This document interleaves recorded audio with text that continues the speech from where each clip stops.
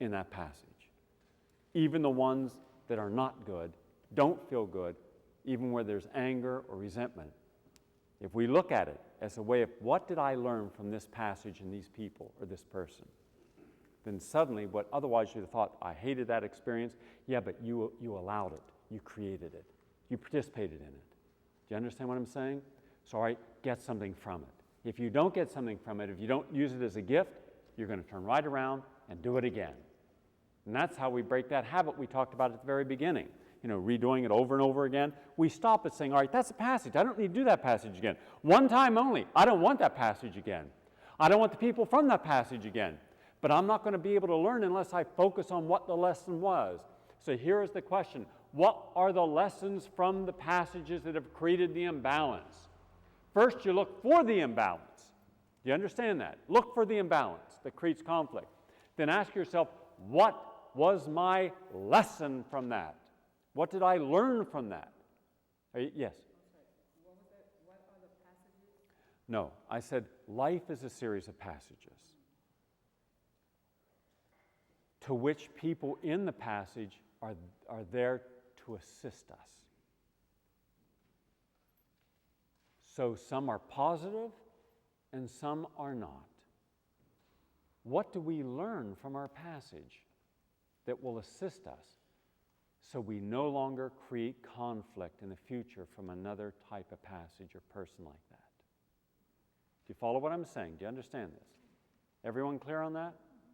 Because if we don't learn from why people are in our life, we're going to go get another person just like it, and it's going to do it all over again.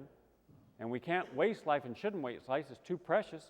So I'm saying, let's focus on it. And that requires we're conscious, right? You understand what conscious is. You're conscious. You're in this moment. Don't keep thinking back. Don't think forward. Be present. Conscious focus. Conscious focus. You're aware of everything in your environment. Not just what you're focusing on, but everything. You're present. Have you ever been with someone you know they're not with you?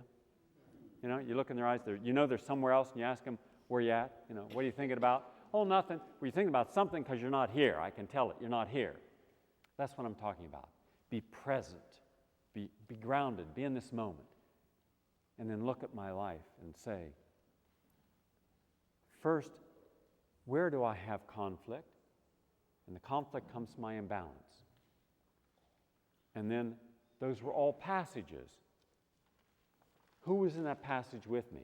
How did they get there? Was it constructive or destructive? Some of your passages are going to be positive. You're going to love them. They were great. Right? What did you learn from that? This is not all a negative experience. It's combinations, negative and positive.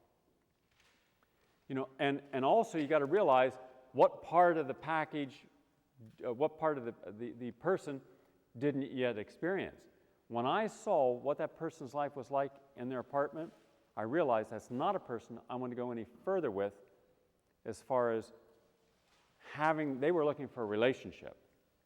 If they're messy and sloppy, disorganized, and unkempt in their private life, what would they be if they were part of my life? You know what would happen? Conflict. Conflict.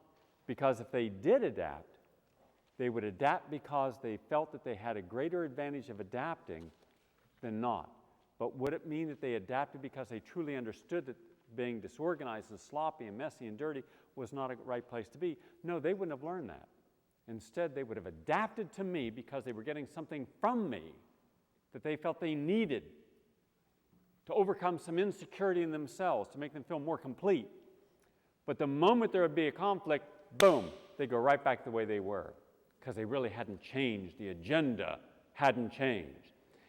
It's like having a wonderful relationship. Anna, did this ever happen to you? You have a wonderful relationship, you think, and someone comes into your life as a friend or a lover or employer or employee, and then for 3 months, 5 months, everything seems pretty good, and then one day there's a knock at the door and there's like 16 tractor trailers of a negative emotion that they want to bring in too. And you say, hold on, when I first met you, you didn't tell me that you had all this other stuff. And they said, well, if I showed you all the other parts of myself that were the negative side, would you have wanted me in your life? And the answer is probably not. I mean, if people are completely honest about everything that's their weak or darkest side that they manifest, would you really want them in your life? So people hide it. People just, yes. Because when I realize that, I usually leave. And one of the things I want to work on is to be not as judgmental and be more accepting of who they are and not just, I don't want this. No, listen to what you're saying. That's setting yourself up. There's a difference between being able to accept people for what they are versus bringing them into your life for what they are.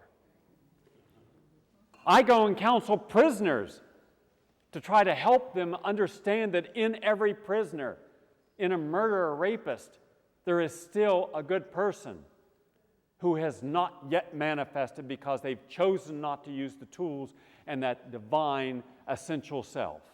They have chosen to use all of the worst that a human being could be, an artificially constructed self. That doesn't mean I want that person in my life. Do you understand what I'm saying? I help people every day.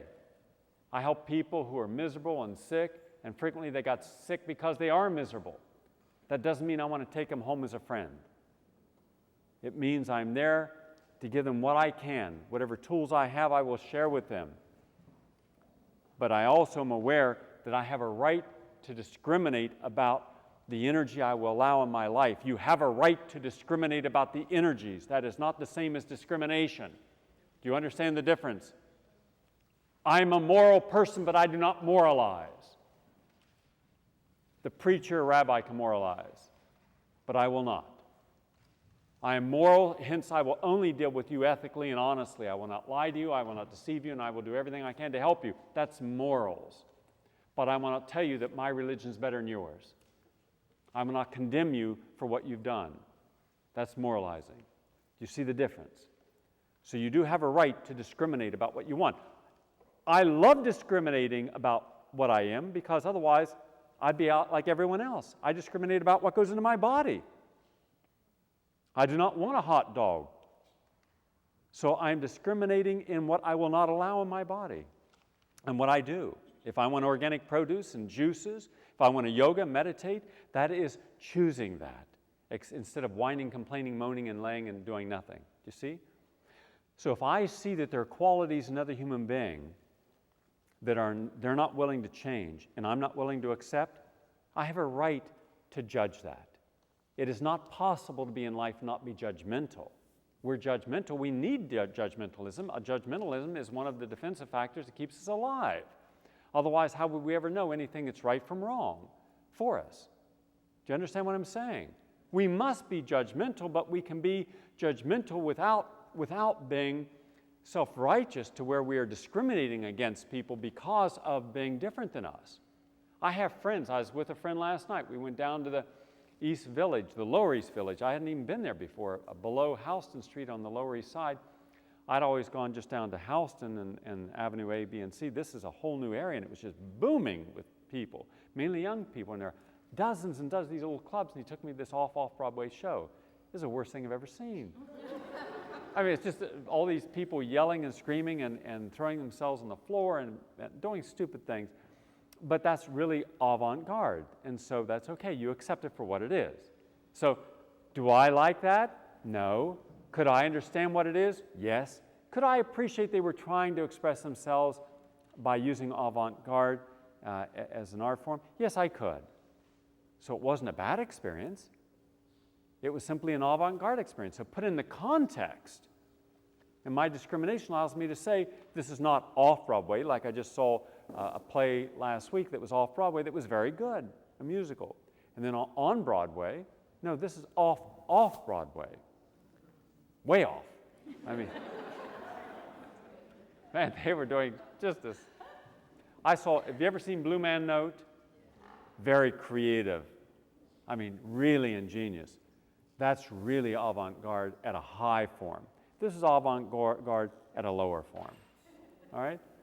But it still should exist. And it still should be supported because these young actors, at some point, by doing this, may have the confidence and skill to do something and graduate up. Everything's a learning experience in life curve.